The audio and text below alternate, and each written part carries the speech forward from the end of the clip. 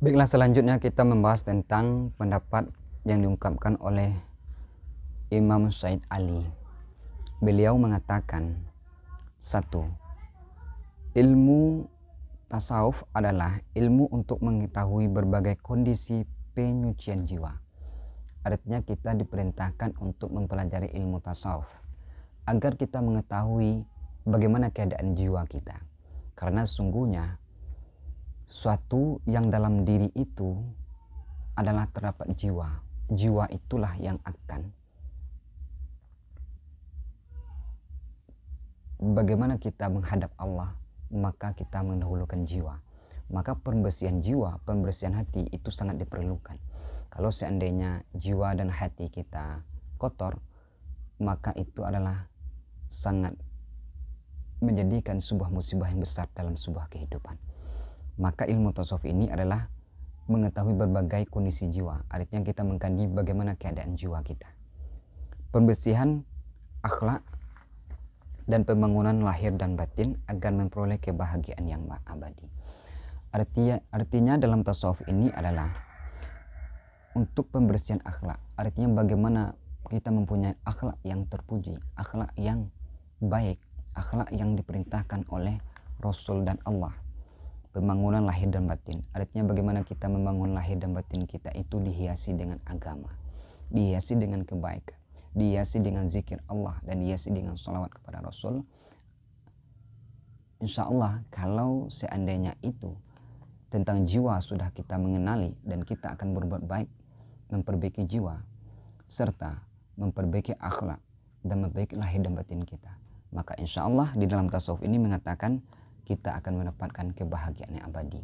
Artinya kebahagiaan yang abadi ini adalah kebahagiaan di akhirat. Artinya kita di dunia ini hanya sementara, tetapi abadi kita adalah di akhirat. Maka ingatlah, jangan pernah kita terlupa akhirat karena dunia. Karena sungguhnya dunia itu hanya sebagai jembatan, dan akhirat adalah tujuan kita sebenarnya. Dan kebahagiaan abadi adalah keinginan setiap umat Islam. Maka lakukan. Selanjutnya adalah kita mengkaji tentang tasawuf falsafi. Artinya tasawuf ini terbagi tiga, yaitunya tasawuf falsafi, tasawuf akhlaki, dan tasawuf amali. Dalam tasawuf falsafi, dalam kajian ini pendekatan digunakan adalah rasio dan akal pemikiran. Artinya dalam kajian tasawuf falsafi ini menggunakan akal pemikiran, artinya mendekatkan diri kepada Tuhan dengan cara menggunakan akal dan pikiran. Karena dalam tasawuf ini menggunakan bahan kajian atau pemikiran yang ada di kalangan filosof, seperti filsafat tentang ketuhanan. Artinya dengan tasawuf falsafi ini beliau menggunakan tentang seperti filsafat tentang ketuhanan, artinya mengkaji tentang ilmu filsafat tentang ketuhanan manusia, hubungan manusia dengan Tuhan, dan lain sebagainya. Artinya menggunakan tasawuf falsafi adalah menggunakan pemikiran serta mengkaji dengan kajian filosof tentang ketuhanan dan kemanusiaan. Bagaimana hubungan antara manusia dengan Tuhan, dan bagaimana hubungan manusia dengan manusia, dan bagaimana hubungan manusia dengan lainnya. Tasawuf ini menggunakan hal yang demikian. Artinya jika kita masuk kepada tasawuf falsafi, artinya tasawuf falsafi ini menggunakan tentang pemikiran serta mengkaji kajian-kajian tentang filosof dan filsafat, serta mengkaji tentang ketuhanan, hubungan manusia dengan Tuhan, dan hubungan Tuhan dengan manusia, serta hubungan manusia dengan manusia, serta hubungan manusia dengan alam lainnya. Itu adalah pendapat dalam buku ini tentang filsafat falsafi. Selanjutnya adalah filsafat yang kedua, yaitunya tasawuf akhlaki. Tasawuf yang kedua yaitunya tasawuf akhlaki. Pendekatan yang digunakan adalah tasawuf akhlaki ini, pendekatan akhlak yang terhadapnya terdiri dari kekosongan diri, akhlak yang buruk dengan takhalli.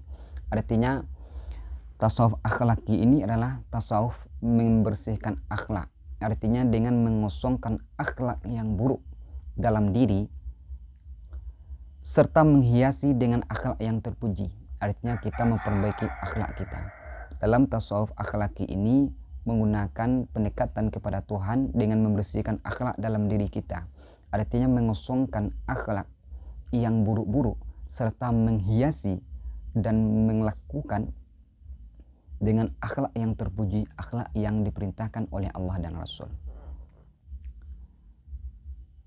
Dan terbukanya dinding penghalang hijab, artinya dengan membersihkan akhlak, menghiasi diri kita dengan akhlak-akhlak yang baik, maka terbukalah hijab, membatasi manusia dengan Tuhan sehingga nur ilahi tampak jelas pada yang disebut dengan tajalli. Artinya ketika kita betul bersungguh-sungguh memperbaiki akhlak kita, akhlak yang buruk yang dilarang oleh Allah, serta menghiasi dan melakukan akhlak yang terpuji yang diperintahkan oleh Allah, maka akhirnya suatu saat Allah akan membuka hijab serta membuka nur, maka disitulah terbuka antara hijab manusia dengan Tuhannya. Maka disitulah manusia disebut dengan tajalli. Pendapat dalam buku ini adalah mengatakan tasawuf akhlaki ini adalah tasawuf yang pendekatannya dengan menggunakan akhlak, membersihkan akhlak, serta membersihkan akhlak yang buruk dalam diri kita, serta menghiasi akhlak yang terpuji, dan terus menerus maka terbukalah hijab, maka tajallilah antara manusia dengan Tuhannya. Maka disitulah Allah akan membukakan nur kita, nur, dan akan orang bermakrifat kepada Allah. Itu dalam pendapat akhlaki. Selanjutnya adalah tasawuf amali. Tasawuf amali ini adalah pendekatan yang digunakan adalah pendekatan amaliyah atau wirid, yang selanjutnya mengambil bentuk tarekat. Artinya tarekat amali ini adalah tarekat yang menggunakan amal perbuatan.